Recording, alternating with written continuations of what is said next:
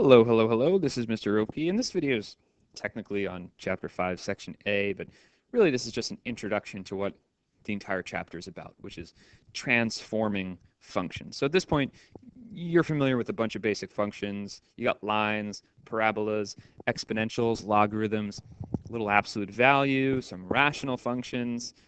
You even know a little bit of trigonometric functions from prior courses as well.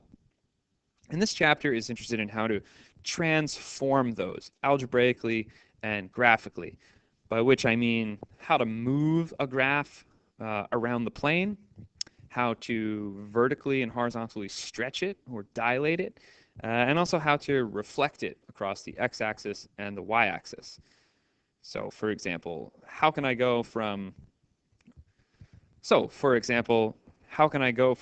this basic parabola in green, which is y equals x squared, to this much wider parabola, which has been moved up and to the right, to this upside down, much more narrow parabola, which has been moved just a little bit to the left. So there's algebraic rules that can describe these changes. So there are algebraic rules that can describe these changes, and here's the basics in front of you. So I just want to touch on these briefly, but there'll be separate videos for each of these. So the three on the left all have to do with something happening vertically. The changes are all happening to the y value, to f of x. So in the first one, we have f of x, and we're adding b. So we're adding b to the y value. And if b is positive, then our graph is going to be shifted up. And if b is negative, our graph will be shifted down, which I think makes some sense. In the second row, we have p. So this is going to multiply our y value. So if p is bigger than 1, then all of our y values are getting bigger because they're being multiplied by a value bigger than 1. So that's going to be a vertical stretch that's making the graph higher, whereas if p is less than 1, our graph is going to be kind of squished to get shorter. So I'm going to say that's stretched and squished. And finally, the bottom row there, negative f of x, that means we're going to take our y value and make it negative. So that's going to be a flip or a reflection, and that'll be over the x-axis. Compare these two in the right-hand column. Well, let's start with that bottom one because it's the easiest. That's going to be a flip over the y-axis. And the other two are a bit more peculiar, perhaps.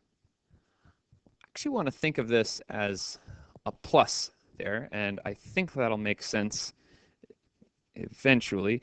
So now if a is greater than 0, my graph is going to move to the left.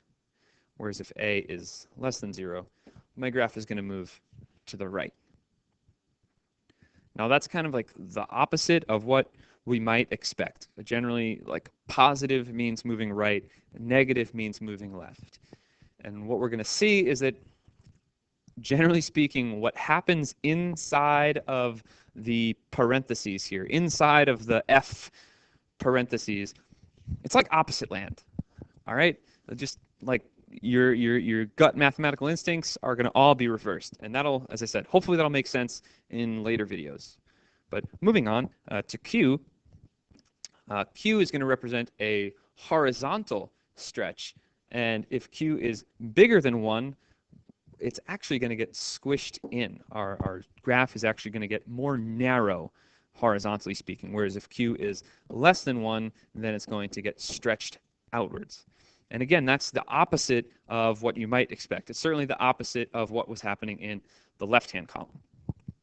So those are the basics for our transformations. And just like take a moment and maybe think about how these rules would apply to what you know about graphing simple functions that you're comfortable with. And see if these match, what you've learned in the past. Because we're going to be applying these to more complicated things pretty soon. So it'll be very helpful if you can, convince yourself that you're already comfortable with this because you have been learning these things before.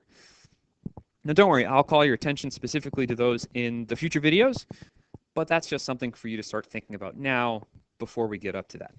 Finally, this bottom line here, I don't know why the textbook includes this vocabulary in this section, since it does absolutely nothing with this word.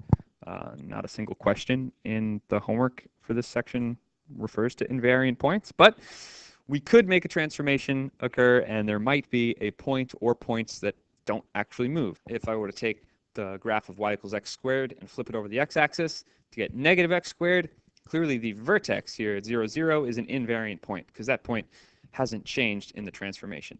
And that's still true if I were to transform x squared into negative 5 times x squared. That vertex still has not moved. Now, that doesn't mean that just because they intersect, it's an invariant point. If I were to compare the graphs of x squared and x plus 1 squared minus 1, just because they intersect here at 0, 0, that does not make that an invariant point. 0, 0 was the vertex of the green parabola, and it's clearly not the vertex of the black parabola. So an invariant point really needs to be the exact same point. We'll talk more about that and more about all these transformations in their own individual videos in the future. But that's all I have to say about this particular section. It's kind of dull. So until next time, keep on mathin'. Take care.